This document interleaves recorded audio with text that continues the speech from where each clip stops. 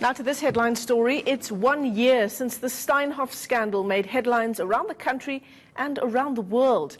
The near collapse of what used to be a stock market darling, but thousands of jobs across the globe in jeopardy. Following the news, Steinhoff CEO Marcus Jooste resigned from his position, with many sectors calling for him to be prosecuted.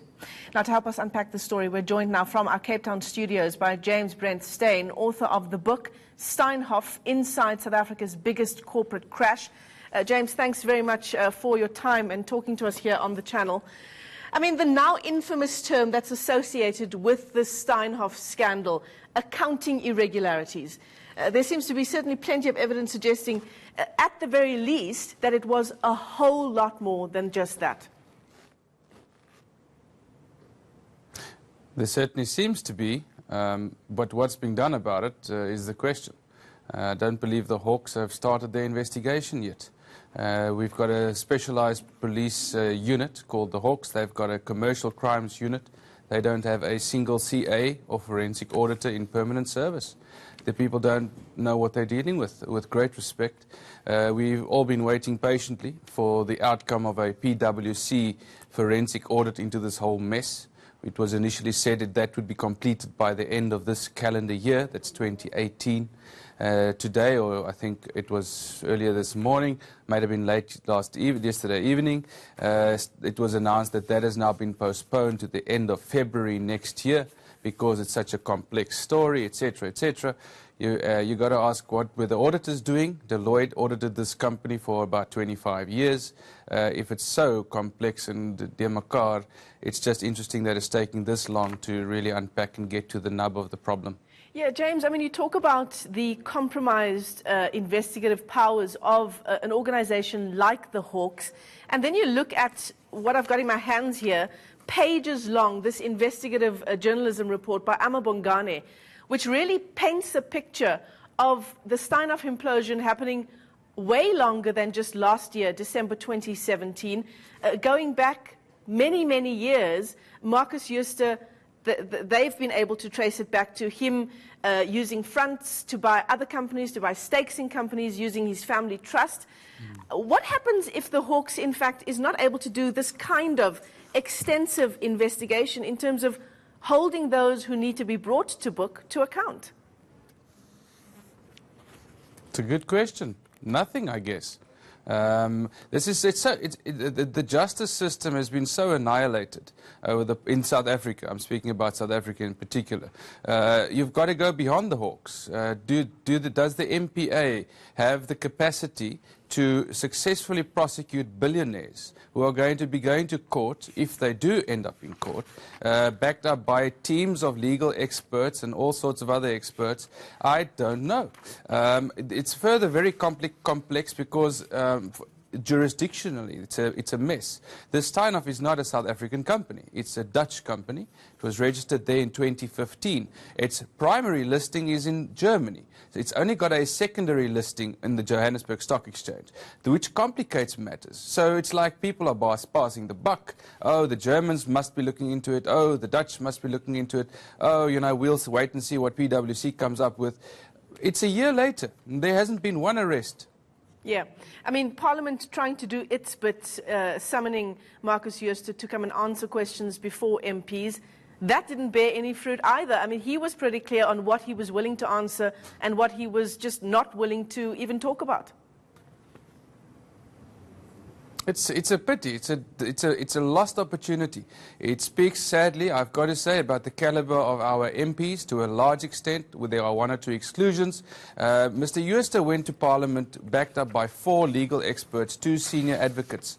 And they told Parliament that that he won't be able to answer everything. He would not at one stage did the MPs push him into an area where he said, I can't answer that because I'm at risk of putting myself in whatever legal jeopardy or whatever. Not once. I think he sat there for about 3 to 4 hours. Not once was he put in that position. It's a pity. I think Parliament they've had 4 hearings now. We've had 3 different versions about what potentially went wrong. Mr. Jooste is blaming all of this mess on a bad business partner and a bad business deal gone wrong, and the fact that the audited out the results weren't released on time, which is of course complete nonsense. This smash of this caliber and this scale doesn't happen just because a listed company doesn't publish its annual report on time, which is what he claims to have been the case, and that's why he said he resigned, because he expected this crash if they didn't release the results. I mean, it's utter nonsense. But to give you an idea of the crash, last year at this time the market cap at the beginning of this week was about 200 billion rand. Today it's about 8 billion rand.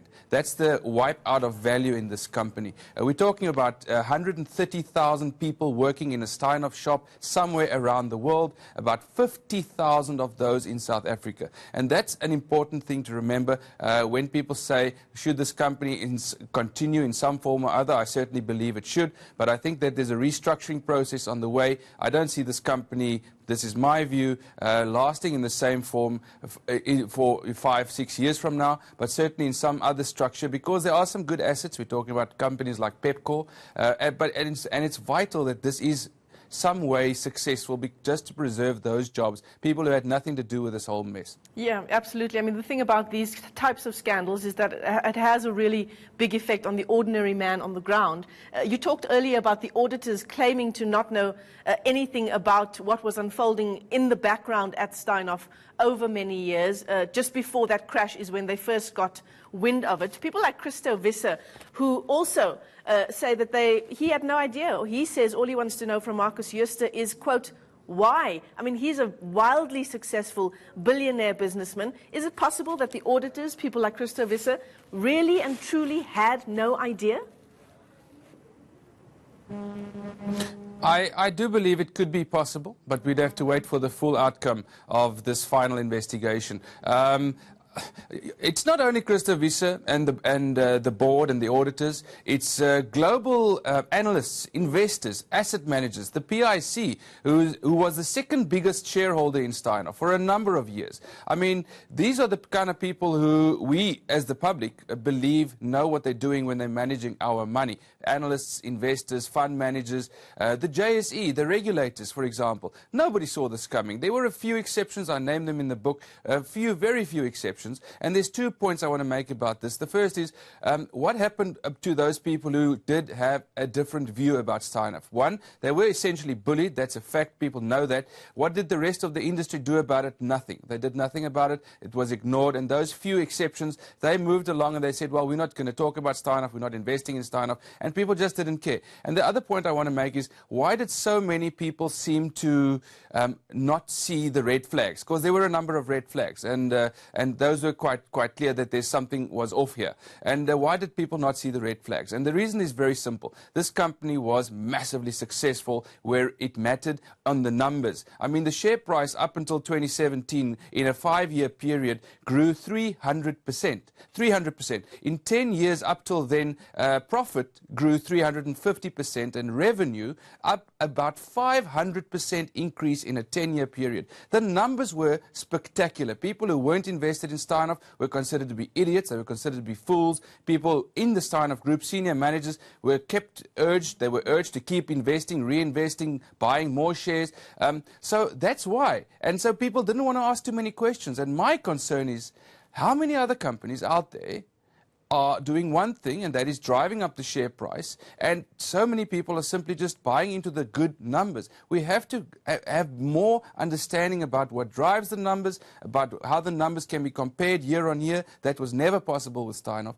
And I'm just concerned about the imbalance. There's a massive imbalance, and it's not only in South Africa, it's a global issue, but this certainly highlighted the problems we've got here, the imbalance between what companies are doing and getting away with, potentially getting away with, and what the industry can do about it, and their ability to see it and understand it properly. Yeah, absolutely. Well, thanks very much for your time as we just take a look back 1 year since the Steinhoff scandal first made headlines around the country and around the world.